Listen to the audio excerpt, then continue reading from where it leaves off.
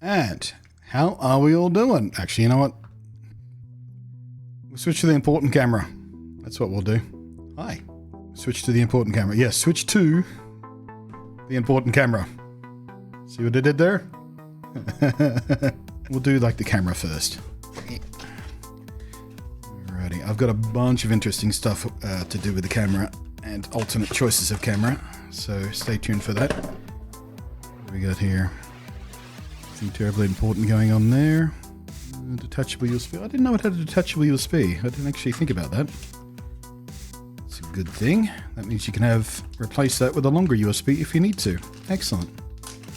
Good, good, good, good, good. That looks to be what? We're going to call that 1.8 meters.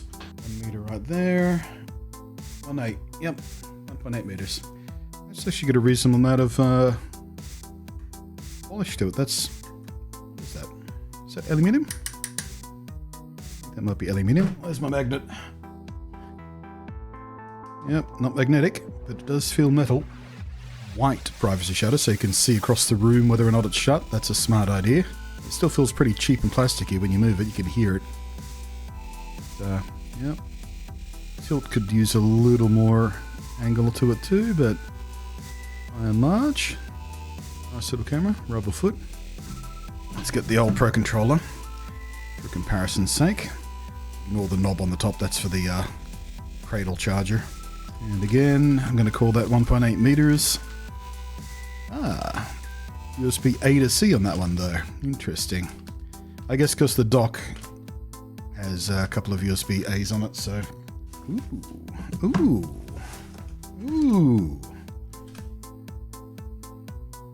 Oh, it's very... yeah, it's not nearly as grippy. Very, very smooth. Because these have... not quite rubbery, but it's got a texture on it, which is a little bit... see there? Yeah, look at that. Doesn't take much to get a grip on that, whereas this... very slippy. Oh, that feels very different. Oh, and yeah! Jeez. They were talking about how they were more inspired by the GameCube controller for the lobes, and the instant I picked it up, it felt... yeah. I mean, they're not quite as skinny, but... yeah. When it comes to the feel on the hand, as soon as you put it in your hand, you go, ooh, yeah. That's a little reminiscent of the old GameCube. That's fun. I'm sticking a bunch of crap over there. Ooh, the travel distance is better. Way more tilt on it. And yeah, people are right. They do feel quite smooth. Oh, geez. Yeah, at the extremes. There's no grinding. There's no grinding at all. For these, you can feel when you hit the edge, you get that little plastic on plastic. That is nothing. That's real interesting. Ooh. Yep, the GL and GR for grip L, grip right. Grip left, grip right. They're a little bit easier to press than I was hoping. A little bit of resistance. Going to take some getting used to not hitting those by accident. D-pad. A little bit mushier. Buttons feel pretty damn close to the same. Same with the triggers. Maybe a little stiffer. Feels good though. Feels good. So this one is taped. There we go. I might do this part. I've got to be careful because there's a download code for Mario Kart in here. It's not a physical thing, so I don't want to accidentally show the code on camera.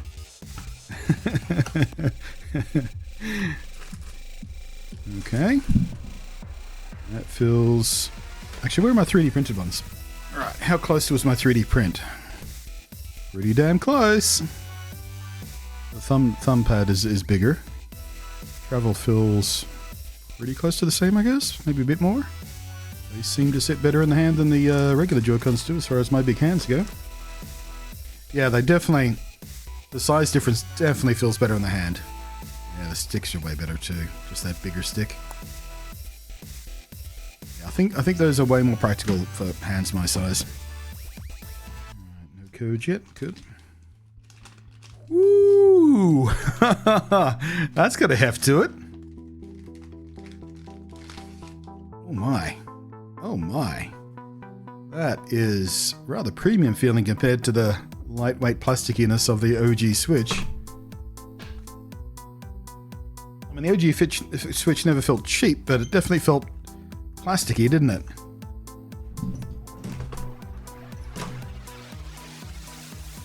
Oh my.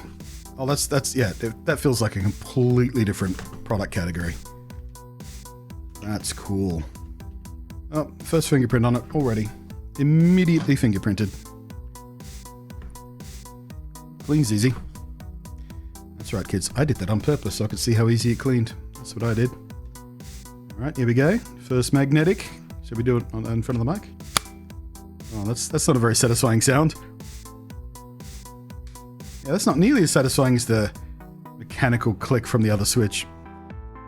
Okay, so we use that as a little lever to free up enough space for the magnet inverse square rule to come in effect. Yeah, and yeah, fair amount of force you need to pull those apart, just like everyone was saying. But the lever, whoops, the lever action is quite positive. Yeah, look at that. Interesting. That feels very secure too. Actually, while we got it open, where is the SD card express slot? This is a 256 gigabyte Lexire micro SD express. So I'm effectively doubling my storage space because it's got 256 built in. Okay, that sits a little proud, except when you cover it up with the kickstand. HDMI cable, won't need that immediately. What do we got here? It's Ultra Cable certified for the 4K stuff. Yeah, you might need a new HDMI cable, depending on what you're using with your OG Switch, because this will need HDMI 2.1 certification, I think, for the high data rate that 4K and 120 Hz requires. So if you're using a particularly shitty HDMI cable with your OG Switch, you might need a new one. Fortunately, one comes in the box. And these are little skates slash wrist straps. Wrist straps. Jesus Christ. Okay, so they just friction fit? Yeah, they just... Oh, that's interesting. They're not quite friction fit. There's a little release button up the top there. But you can pull them apart without hitting that release button as well. But they're designed not to pull apart at the cable end. Come free at the top end really simply. That's some clever design. Also got the mouse skates there, which... yeah, they're not as good as the skates on my actual proper mouse. But... yeah, I don't actually feel that different to just using it on the surface, but slight extra stability just because of a larger surface area, I guess. Still helps. So this is the regular grip, not the charge grip, which means it does not have the GL/GR buttons. The charge grip does though. That actually feels pretty significant too, actually. Yeah, I like that better than the OG one as well. Although again, they're quite slippy. A lot of grip on them. But yeah, that feels a lot more practical than the OG Switch's similar grip. Just because of the size and the fact that I've got big old man paws. It's tough to read this on camera because all the lights are for camera, not for my face. Okay, 5 volt, 9 volt, 15 volt, 20 volt, all at 3 amp.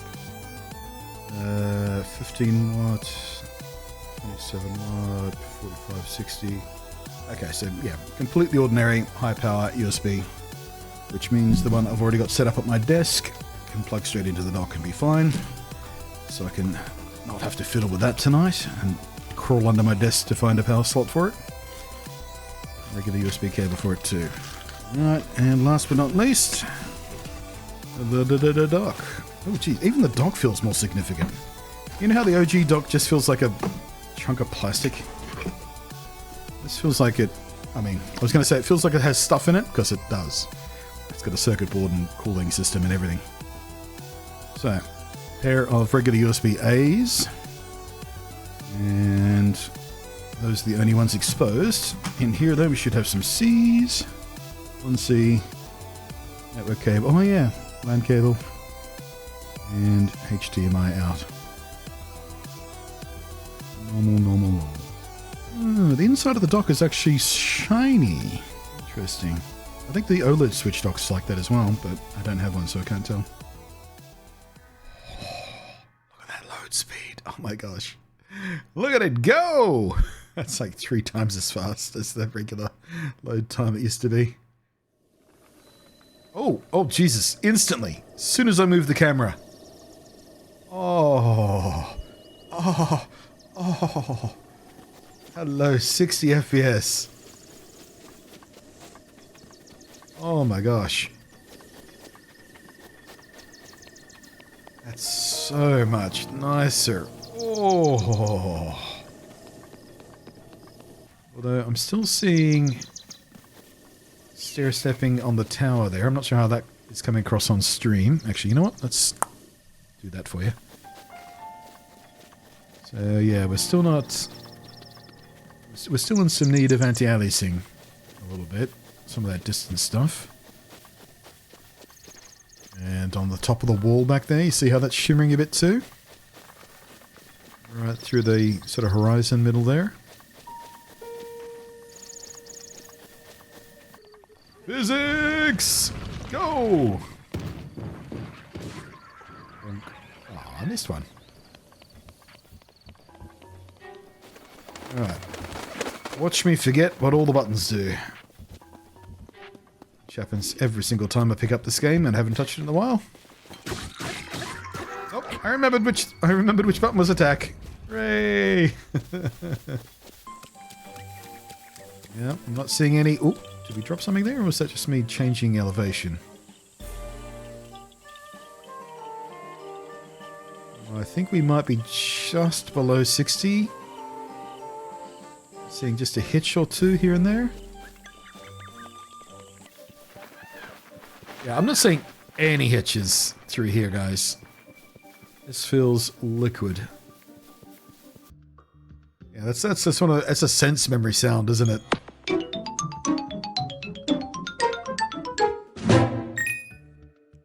That was my sound, by the way, not the Switch.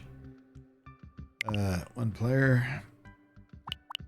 Soul Calibur. Alright, original mode. Arcade. Let's see. Link, of course. Versus Xianghua. Her graceful sword dance cuts through enemies.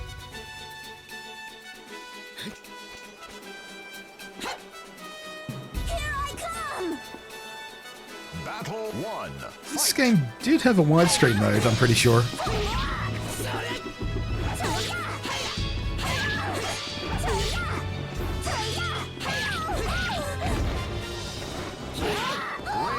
Ring out!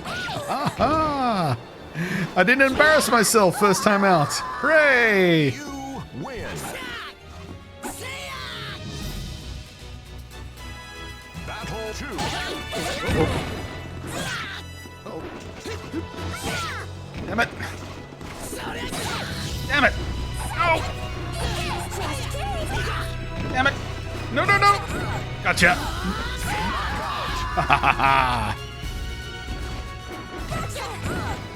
God, I love this game. I spent so much time playing this on the GameCube. Is there no other way? I never actually got good at it, but I spent a lot of time playing it.